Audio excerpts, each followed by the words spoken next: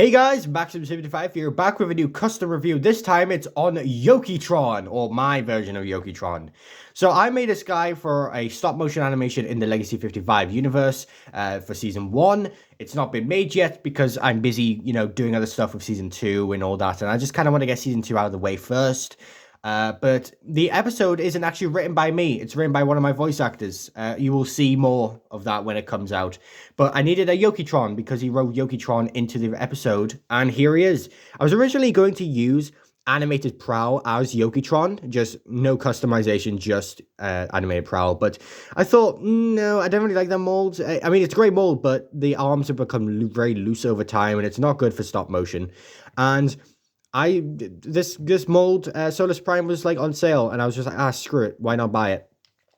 And I turned to YOKETRON because I saw a custom on Google or Reddit, of a shattered glass YOKETRON made out of this mold, and I thought that's cool. Why don't I just make a G1 version? So I'll try and find the image.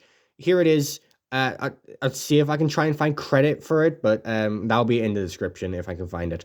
But yeah, I made my own. Unfortunately, yes, the black is chipping on the chest, which I will have to, fix. But I'm not using this for a stop motion anytime soon, so I don't really mind. But yeah, the black is a bit weird because I used both gloss and matte black. As you can tell by this part right here, that's matte. And then the rest that's shiny is gloss. And it's not coming out well. So I'll probably have to repaint the black because it's on the skirt as well. So it is quite annoying. But yeah. So the sword is from Transformers RID 2015 Blast Wave / Bludgeon. It is one of my favorite sword molds, and I'm just happy to give it to YOKETRON because YOKETRON needs a blade, obviously.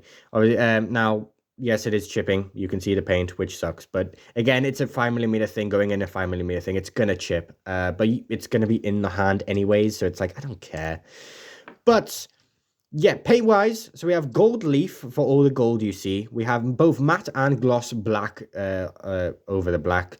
We have a gloss spray painted white for this, and I use white primer for the rest of the parts as well. I mean, you do see some unpainted parts like these parts because there's no point of painting them, especially when they're sort of hidden, because, and also it would help with no like breakages, because if I were to paint this, it's pinned, something would have broken. It happens on a lot of customs, and it's getting really annoying. So trying to figure out what breaks and what not breaks, and just like leaving them unpainted is very, very nice. This gray here is literally just primer. It's just gray primer. I just left it unpainted because I didn't have dark gray paint at the time. But honestly, I think it looks fine. I'm actually quite happy with my taping as well over here. Usually my taping would bleed, but right now that looks pretty good. But yeah, the wheels are unpainted.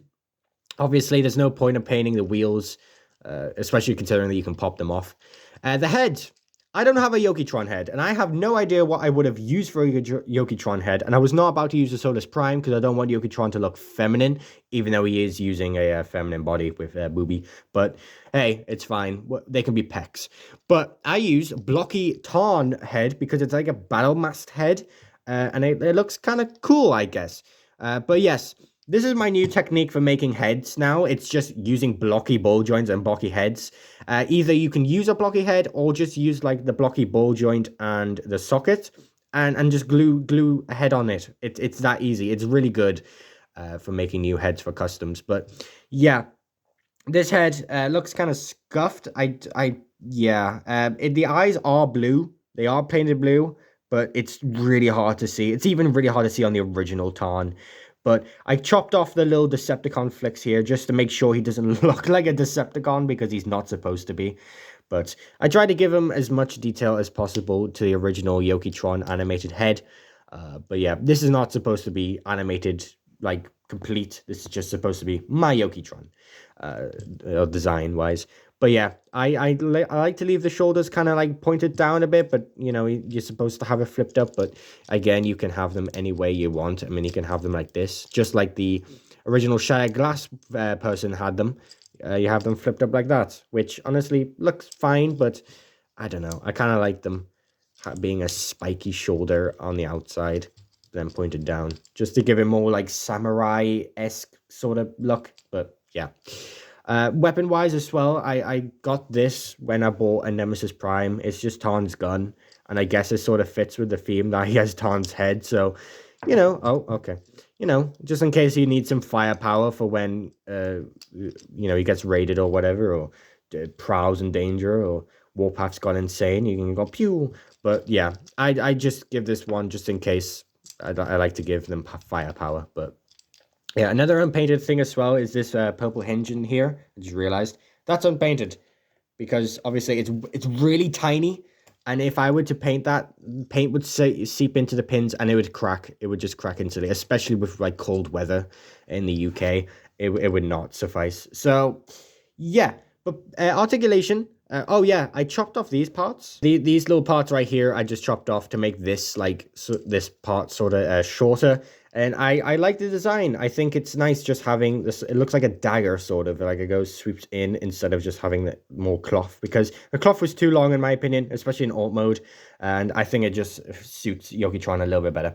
But yeah, again, sorry. Posability, same as before on the original mold. It is just Solus Prime's articulation, which isn't the greatest articulation, I won't lie. I'm not that much of a fan of the Solus Prime mold. I'm not much of a fan of a lot of the Prime molds. I don't know. It's really weird. It's really cool to have finally, well, a physical version of the 13 Primes, which I've longed for years. But they feel rushed. They feel just like, yeah, let's just do this and then just throw some alt mode stuff on and just not even think about it. It's really unfortunate, but that's just my opinion. Anyways, this isn't a video about the Primes. This is a video about YOKETRON, and he does indeed transform. Yay, a custom that transforms, finally. Anyways, let us finally get into the alt mode, and I've sped up alt mode, may I add. Finally, a sped up transformation. How long has that been? It's been like 50 plus years. Anyways, let's get into this.